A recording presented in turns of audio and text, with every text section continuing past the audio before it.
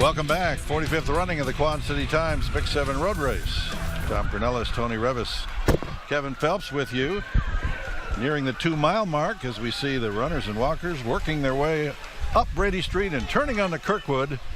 And the party has started. That's where the parties are. We know that. The water slides, everything that you can think of. We have been guests at those parties in the past, TC, after the broadcast. And hopefully we'll be again.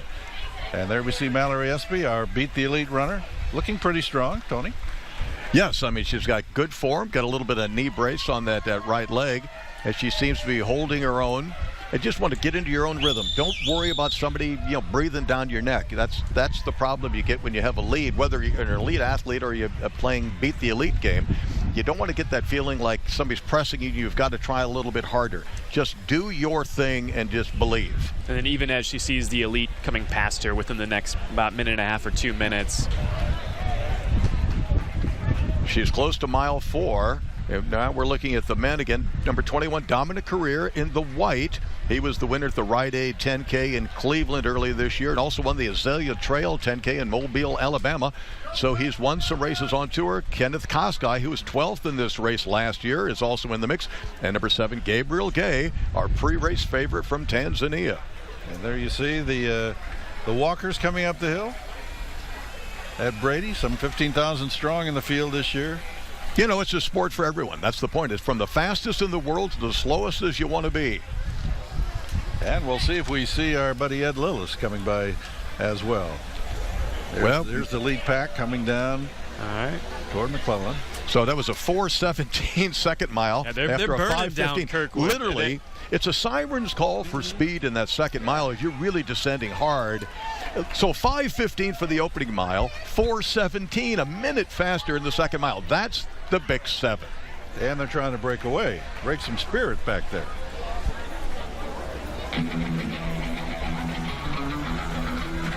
Runners turning on the Kirkwood, still bunched up, having a great time. We'll be back.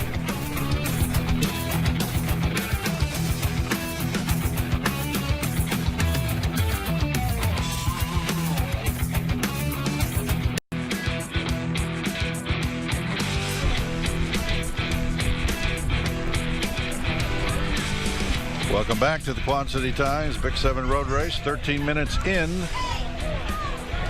Walkers still making their way up Brady. Runners going down Kirkwood. And the lead pack nearing the halfway point. We just saw the 2-mile split for the lead women. Update on them. They ran a 5:46 opening mile, just like the men. They knocked it down to a 4:44 second mile. They're moving pretty. And we've got a slight deviation. We have Ivine Chepkamoy, number 20 from Kenya, in the lead. Victoria Chepnyego, number 12, right with her. And number 10, Gaditam Gebrselassie from Ethiopia, who was third at the Boston Athletic Association 5K earlier this year. So a lot more experience on the women's side is Margaret Muriuki, who was the winner in 2018 and 2012. Caroline Chepkowicz, second in 2016. And Monica Ngigi, who was third in 2018 and third 2 weeks ago at Utica, are all in the mix as well. So a lot of experience on the women's side, not so much on the men's side. But they're making their way to the 3-mile marker right there. They just passed it under there. We're paring down slowly but surely. We're paring things down, but it's still number 21, Dominic Career, who was the winner at the Rite Aid 10K in Cleveland, 5th at Bloomsbury, 4th at the Healthy Kidney 10K in New York City, which is always a really big race, 3rd at the Crescent City Classic. So this guy is hot. We've had a few careers win this race, although no relation on it. No, exactly. The careers like Jones over here, or Smith, and John Career, of course, one of the great champions in BIC's history and one of the great road racers we've ever seen on tour. But we still got people streaming up Brady Street. You have to hustle. They're going to hustle because there's going to be people screaming down Brady Street in the not too distant future. But Careers definitely be the one who is dominating the men's lead pack. He's controlling it, and the other guys are letting him do it so far as they're heading down again, Kevin, heading down, downhill, but it never gets flat. It really no, never it doesn't. flattens And as down. soon as you hit the turnaround, you're coming right back up the hill. And since we've seen this race, so many times, the leaders really start to separate themselves at about the 5th mile, and that's really the last steep climb here on the course. And then you have the final climb up Kirkwood to Brady Street, and then of course you finish downhill here, right past the station. But I think within the next 5 to 10 minutes, we're going to start to see those leaders really separate themselves, and it will be quite noticeable as the leaders hitting the turnaround there at McClellan and River Drive in Davenport. Jarius Barek of Kenya also in that lead pack. 4:45 for that 3rd mile. Guys, so Jarius Barek from Kenya, he won the Crescent City Classic down in New Orleans in 27:53. I mean, that's sub 4:30 pace. And he's also finished in 60 minutes to run a couple of half marathons this year. Second place went in Gothenburg in Sweden, and Stra Milano, the big one in Italy. Both he ran 60 minutes for the half marathon, right at 1 hour. So that means he's very strong. You add that very strong in the half marathon with a sub 28-minute 10K for speed, and he's lined up perfectly for this Big 7 road race course, and he's right in that mix right now. But it's still dominant career. Number 21, who's had that front spot ever since the get-go, and he's been, running race after race after race after race. And so, he's right. He knows exactly where he stands and how he feels. Kenneth Koskai also in the mix. I think it's James Ndangu, number 33 on the far right of the screen. He was second at Rite Aid Cleveland and 5th at the Crazy Eights down in Tennessee. Women leader right now, Jocelyn Jepkoskai of Kenya. The women we talked about, the half marathon world record holder. But there's also, other women still very much in the mix. So it's Jepkoskai, number 4. It's number 12, Vikoti Chepnego, who was 5th in this race last year. And number 6, Caroline Chep. Call today to schedule a basic oil change for only $19.99 and receive a free 12-point inspection. Welcome back. 45th running of the Quad City Times Big 7 road race. And there you see one of our new technical wrinkles, the shoe cam. Shoe cam. What's that all about, Kevin? Yeah, it's right down there at the turnaround. And you can tell the amount of bands and people that we have out supporting this race are amazing. So for anybody that's never run this race before, the entire course is lined with spectators. And I think they expected more bands this year than they have in any of the past 10 years. This I call the Big 7, a mini Boston Marathon, because when you're coming up the hills of Boston, it's like going up Kirkwood. The same thing. You get the median strip on Commonwealth Avenue in Boston, and you get the median strip on Kirkwood here at the Big 7. And then that lead pack is getting after it just a little bit. Leonard Barastom from Kenya, bib number 3, who was second at the World Cross Country Championships 2 years ago. He's on the left of the screen, but I'm telling you, Leonard, I talked to him yesterday at the pre-race party, and he said, I had Achilles problems last year. And I was injured all last year, and I said, which side Achilles? He said, both. And I said, oh my God, that's not good. That's a problem. But he's just getting himself back in form. But he's so talented that obviously his shape is coming back quite quickly, because he's right in the mix and looking very good in the heat of the battle here at the Big 7 in 2019. And they're making their way up Kirkwood right now, about Kirkwood and Eastern for those that are following along at home. And it looks like the elite runner is coming up on Kirkwood and LeClaire. So she's got about another 3 to 4 blocks before she hits Brady Street. So we're working our way towards home. 6 guys still in the hunt. Leonard Barastom, he's on the left of the screen. Gabriel Gay, the tall runner from Tanzania, on the left. Leonard Career, Jarius Barich. So all the top dogs are right in there. In fact, they went through the 4 mile in 1852. That was a 4:35 4th mile. Just by comparison, last year they went through the 4 mile mark in 19 minutes and 12 seconds. So they're 20 seconds ahead of last year's pace, where the women, I just got their 4th mile split in 20 minutes and 46 seconds. And last year they were 20:32. So the women are a little bit behind schedule from last year, even though they're the athletes that have more experience than the men. So it's interesting. Beat the Elite right now, starting to make her way up to Kirkwood and Iowa. So again, she's approaching Brady Street quickly, but we're approaching this point in the race here on the men's side, especially women's side. We'll get to that in just a second, but they're about to start seeing some separation from the real winners versus what's going on right now. And we're seeing that at we are seeing right now. That's Leonard Barastom from Kenya. He's got a 27:42 personal best. The only race he's run this year was a 29:37, almost 2 minutes slower than his personal best. But obviously training has gone well. Look how clean that form looks. Yeah, Gabriel Gay right with him. Gabriel Gay is hot. I mean, he was fifth at Crescent City. He won the Bloomsday 12K in Spokane. He won the Beta Breakers in San Francisco. Fourth in the personal best at Peachtree just a month ago, and won Utica just 2 weeks ago.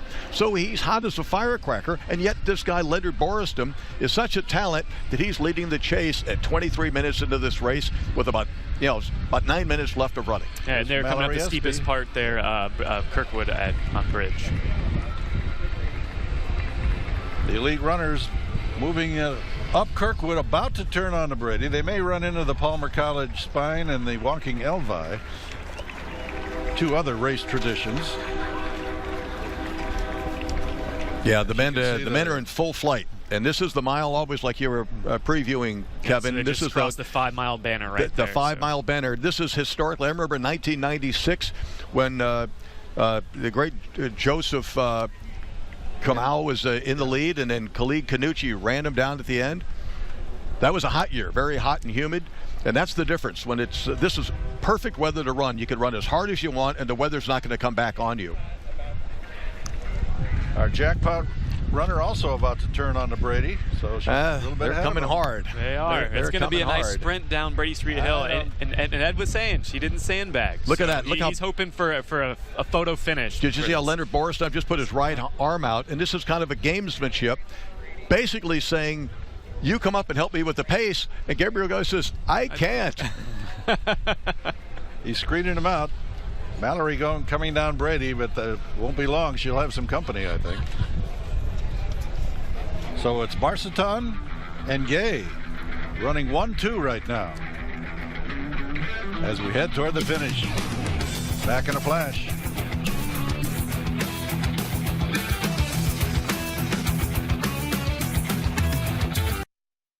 I'm Rudy C.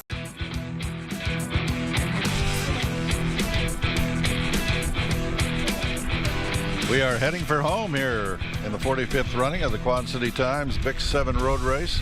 Kirkwood Boulevard, still a busy place to be, but won't be long. Brady Street Hill will be the spot. And it looks like the break has been made. Leonard Boristom, who took the lead about a mile and a half back, really began to press the issue. And Gabriel Gay from Tanzania, who was the winner 2 weeks ago at the Utica Boilermaker 15K, hung with them for as long as he could. But while we're in break, that clean, nice form, former silver medalist at the World Cross Country Championships, injured last year, coming back to full form here at the Big 7. Looking very strong. Leonard Boristom went through 5 miles in 23:30. It was a 4:38 fifth mile. Just to give you some perspective, last year they were 24:12.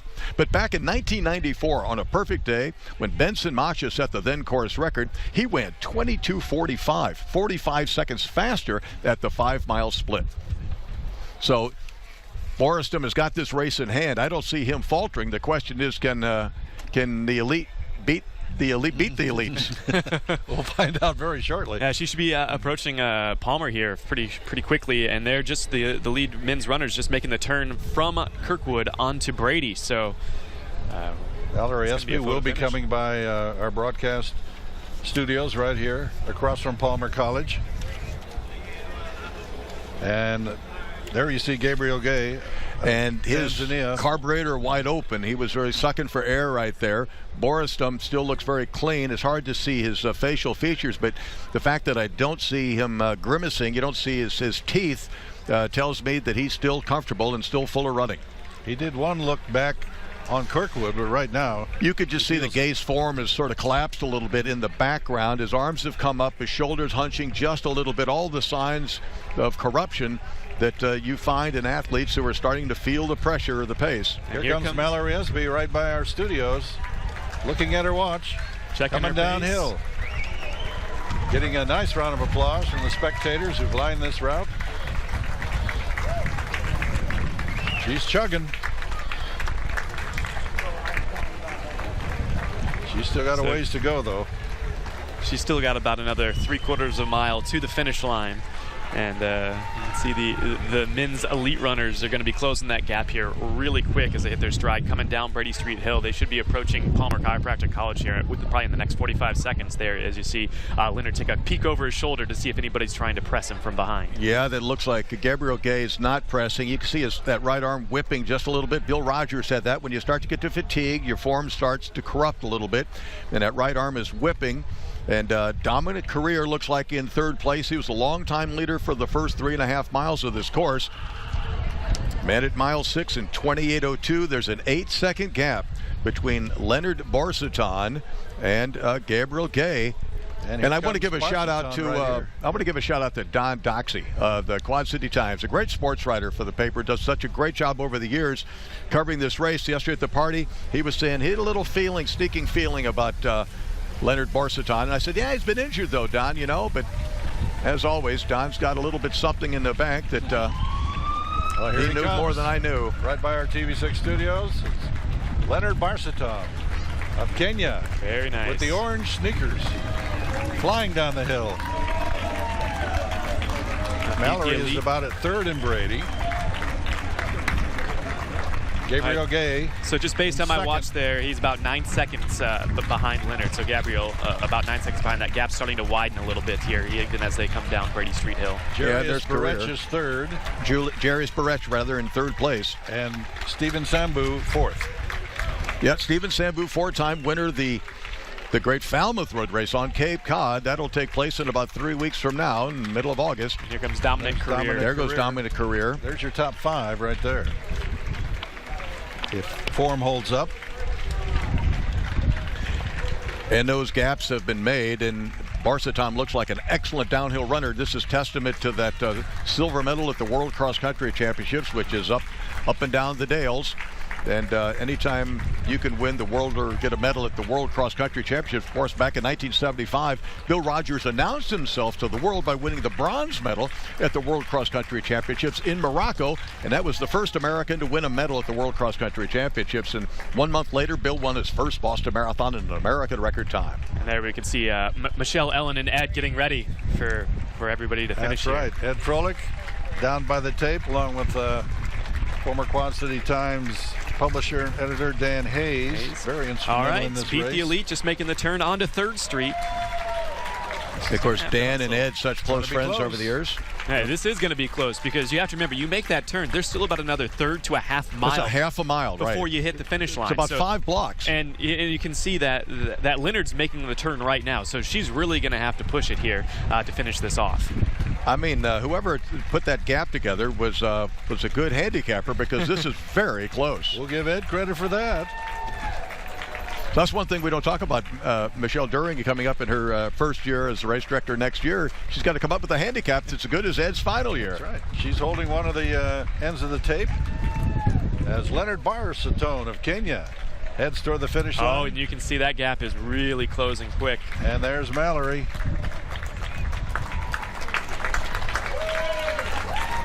It's going to be close, but not close enough, I think. 32 minutes and change now. I just snicked by, but it was close. Pretty good handicap. Very good. But it's going to be Leonard Barsaton of Kenya heading toward the finish line as they direct him toward the tape. And here he comes.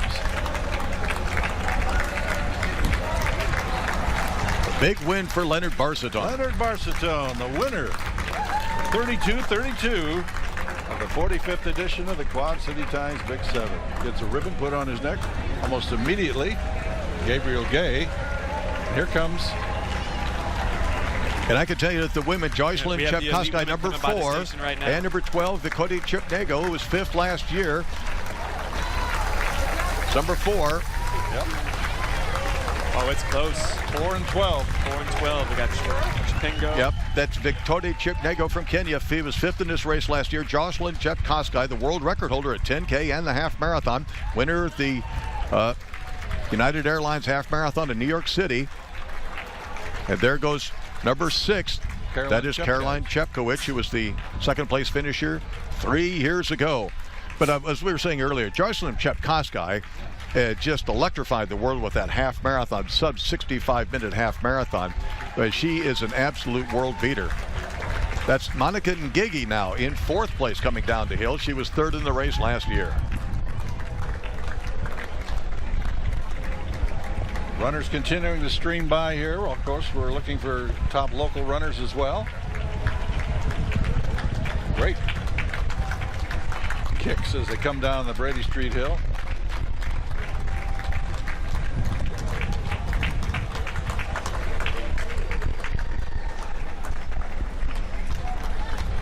That's 29, Edwin Kibichi coming down. Here's our women's pace setter, Jocelyn Chepkowska. She's about 5 feet tall. If she weighs 100 pounds, she's probably soaking wet. And I'm telling you, she is just a powerhouse. But you could tell she's working it for everything she's worth.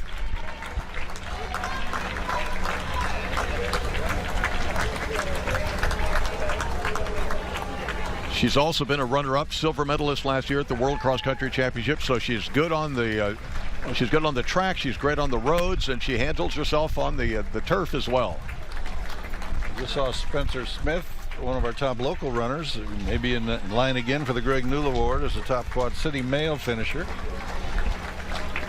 There's the turn on the 3rd, and once again, that's about 5 blocks, equaling about a half a mile, and it's easy. You see a big banner hanging over the trestle, and you think that's the finish, but it's not. It's a false finish because you have several blocks left to go, and when the blood's in your legs and not in your head, you can make some weird decisions in the final stages of a race. I mean, Jocelyn Chepkowska is really keeping the pedal down, guys, because I think she's afraid that somebody with a little more kick might be hanging in the back, and she has not turned around like we saw Leonard Barsaton do on the men's side. So she's not really fed the computer any new information in the last several. Oh, there she did just take a quick peek behind her. Did she take a peek right there? She seems she might be grimacing here a little bit. There's a double-edged sword.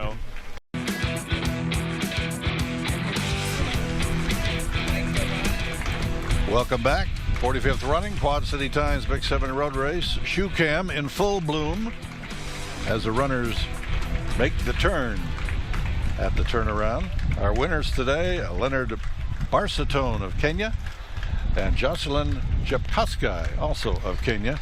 Winning times 32:32 for the men, 36:02 for the women. And they're the most decorated athletes coming into the race. The question is, what kind of shape were they in? And they proved themselves here on the streets of Davenport today. But those two athletes are two of the best runners in the world. I mean, obviously, Leonard, a silver medalist at the World Cross Country Championships, and Jocelyn, the world record holder at the half marathon last year, the silver medalist at the World Half Marathon Championships. So highly decorated, and they are going to be important names. In Ed's final year as race director, he got two of the star runners in the world to be on his victory podium. No doubt about it. All right, let's hear from our winner. He's down with our Scooby McGason. Here we go. All right, thank you guys. So as usual, the Big 7 is flooded with a Kenyan field, and we have another Kenyan winner, Leonard Barsaton. You actually have an interesting story of how you came up with the victory in this race. Only your 2nd race of the year, and you had to overcome some injuries. Tell me how important it was for you to be able to overcome everything and get to this point. Yeah, firstly, I thank God. It's not that easy to come back from injury and become a champion. I say thank you very much, and I'm so great. I'm so excited for my 2nd race and winning it. Yeah, and the injuries that you're talking about, both your Achilles. You actually had an injury to both of them, and it was only 6 months ago that you were able to do it. I mean, to win with such a tough race like this, what challenges did you face throughout the whole competition that really had to make you dig deep? It was not easy. It was not easy because I trained in 10, and I was feeling like this might be my end of my career, and I just say, Coach, do this because I don't know next. I was still having a very good vision because I'm thinking to run a marathon in my future. So this race right here definitely gives you some momentum. You have a win under your belt. Just being able to do it with this type of atmosphere, how much you think is going to help you achieve that goal of winning a marathon? Yeah, winning this Big 7 is not that easy. You can win anywhere. If you win this, the other races will be easy.